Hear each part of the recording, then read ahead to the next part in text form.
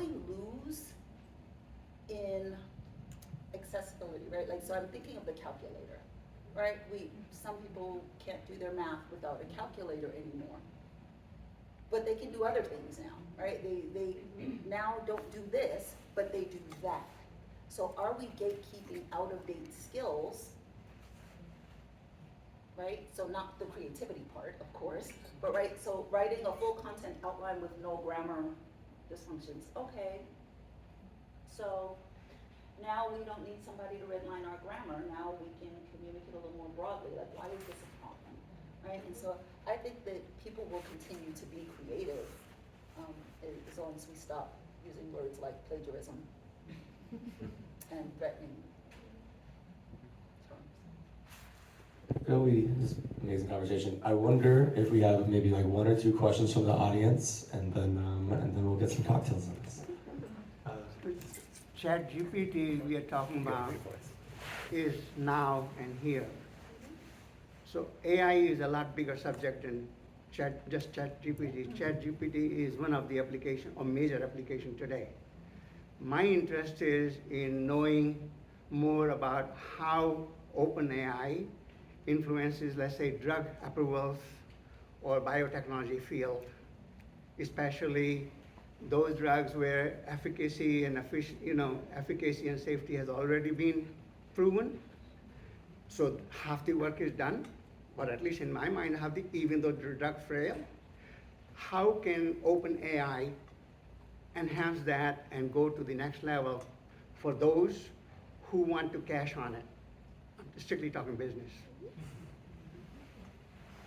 Did I make myself clear in that question? Yeah, I think so. And again, I would love to do more with biotech.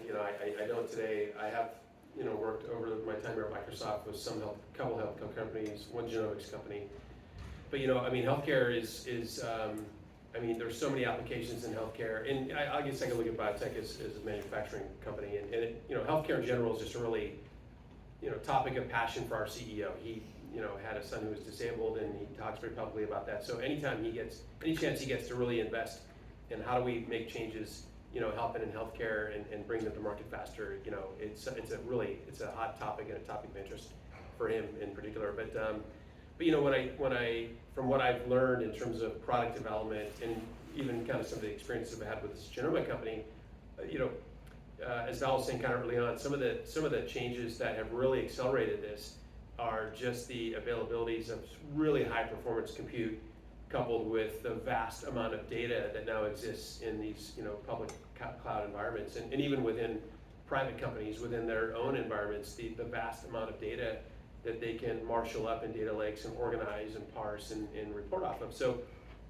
I think what we're going to see using more rapid simulation techniques is we're going to see, I would hope, faster approvals of drugs, right? You'll be able to take the concept, you'll be able to look more closely, let's say, down to the genome level of a patient and get more prescriptive. And again, I'm not in healthcare, but the limited experience I've had, we'll be able to get more prescriptive in terms of how a particular, let's say, cancer medication, impacts the genomic structure of a tumor, right? So we're able to take the genomic profile of tissue and map more quickly how certain drugs, impact that patient based on their genomic profile. I think it was, I don't know how many decades and billions of dollars to model the first genome, and now, a company like Illumina can do it for $200 and just a few minutes of time and a cheek swab, right? So the ability, I think, now to bring products to market faster,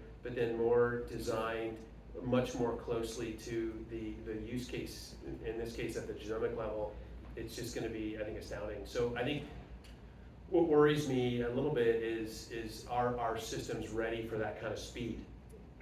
So having sat with this genomic company, one of the issues that they were trying to sort out, and Microsoft was trying to sort out with them, is how do we look at this? Which G7 country do we propose that we do something special with that might impact healthcare policy, and where investments go at a national level to impact outcomes, right? And which G7 country is ready to do something like that?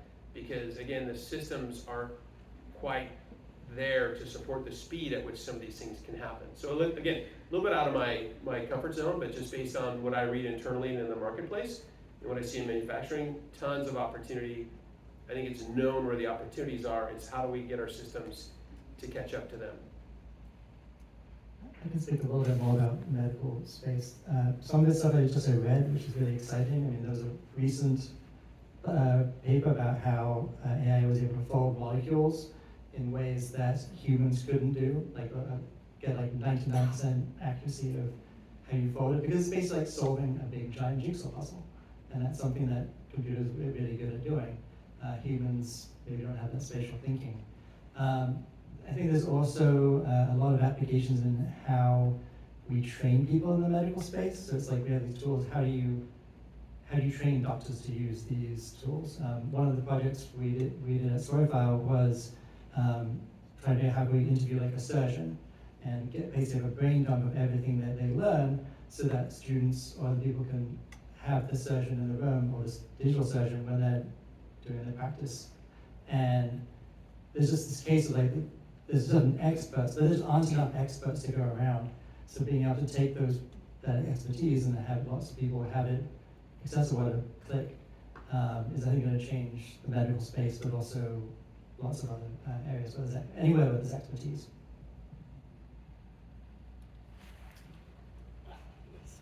I was wondering, so fascinating, do you know of any place where AI is being used to help people with disabilities and various, there's so many different types of disabilities. I really can see how this can provide a ramp for all kinds of people to be able to unlock what's there and to level the playing field. Do you know anything about in that space, or how that accessibility? The actual only one I can speak to a little bit is, and it's a personal case, is in my house, where my kids, they use it all the time because we train on prompts, but my daughter has ADHD. And so it's hard for her to stay focused on a topic, and with the chat prompts, she can tell herself, I don't know the exact prompt she uses because I'm out now. I don't get to read hers anymore. But she tells the ChatGPT to bring her back to her original point. That's it. I'm Right? also It's thinking very like small. Stephen Hawking, your voice doesn't sound right, or you don't have this physical piece, and I'm wondering, like, because I can see how this really could be phenomenal. A co-pilot, right? Yeah, we actually did a project with a foundation called Paint for a Cure, which was specifically people with ALS, which is what Stephen Hawking had. And in that case, I mean, the challenge they were having is that they were losing the ability to speak. I mean, speak and move and everything. So we did sort of provide tools so people could go in and they could tell their stories, so that 20 years from now they could have a conversation with their grandkids at their wedding, which they couldn't do right now. But the same thing is allowing them to bank their voice, so that even if there is a voice, an AI could be speaking for them. And that technology is coming really, really, really fast. So Stephen Hawking likes his voice that he's stuck with, but he could have made it a lot better. But there's also a question of accessibility. I mean, like right now, there's being able to have a conversation, like being able to talk to your phone, talk to your thing, is making things a lot accessible. But all these tools that we're building, we have to think, well, how do you use this if you're blind? How do you use this if you don't have your voice, if you don't have, and that's going to be a continued challenge, and continues to be a challenge across the entire tech industry. I think ecosystems are going to be so important, right? Because then, the high performance compute is here, the data, proliferation is here, right? And the ability to train these models is here, right? But Microsoft, Google, Amazon, these problems will be solved really by ecosystems, right? So a combination of device manufacturers and software integrators and application software companies that create, very specific apps on tops of platforms. So, I think that's why these conversations are so important. And back to workforce development, that's where a lot of this opportunity is going to come from. I think, back to work we do in my customers with silicon and semiconductor, a lot of the big manufacturing investments are going to like Ohio and Arizona, but for Southern California, there's gonna be a ton of growth because that ecosystem will grow, right? So I think that's where these conversations are so important, because when it comes to workforce development, I think there's probably tons of use cases out there. I'm not as familiar, but it will rely on an ecosystem of, applications and devices plus platform to get us there. Yeah, I'm not sure of the specifics in terms of AI, but I know that they're doing a lot to bypass like the nervous system for someone who's paralyzed or something like that. They can do AI to take that little pathway so that you're able to walk again, feel again, things like that. Still in the beginning stages, but I think you're going to see a lot moving up in this. I mean, even before I came here, I was over at Google for Techstars demo day for their healthcare cohort, and there were a few different AI companies focusing on a number of different things, from like knee injury to helping doctors not have burnout. And so there's just a number of different organizations, especially these accelerators, that are helping, do more human-centered research to really find these types of challenges that emerging technologies like AI can really help, solve. Final question before we go to our reception, the lady in the back. Sure, hi. The opportunities that AI opens up to us are amazing. I mean, astounding, and the panel has done such an incredible job of sharing so many of those benefits. I'm curious your thoughts as to one thing. On the flip side, could it become something that partly dulls either our certain mental capabilities or social skills? And just bringing in two examples there. One, my son, who's graduating high school tomorrow, so I'm about to be financially strapped. he tutors kids in math of all ages up through calculus. And we were having a discussion just last night because one of his clients, she's totally reliant on the calculator. And when he was in third grade and had to do multiplication frenzies, it was like the best thing he ever had to do, because he learned that skill, and she's so reliant on it. Now, some people are more naturally mathematically oriented and some aren't, but it's such a crutch, and similarly, I think even like with the cell phone, I mean, what could we all do without our cell phones? We'd go crazy, but at the same time, they make not that remembering someone's phone number really matters, it doesn't, it's just an example. Like now that we plug our phone numbers into a phone, God forbid we lose our phone and have to make a call that's an emergency, we'd be hosed. And with, the incredible accelerated pace of technology, we do see also, especially in our kids, the ability to actually and desire to have a face-to-face conversation, and so forth. And to sit in a room together and not be on your phone, it's dissolving.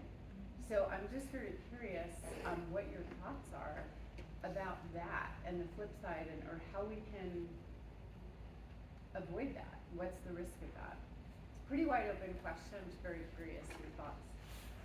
So I think we will lose skills, right? I've lost skills because of my phone, skills that I don't remember phone numbers, right? I remember one just in case of emergency. But I think you're gonna see that happening. But at the same time, it just opens us up to so much more. And I think that education in time will be restructured to maybe more of that social aspect and things that we're not getting from technology. How we work better together, how we care for one another, things like that. Just like now, we have to take that time to be away from our phone consciously, make sure that our kids are. We're gonna see the same thing happen with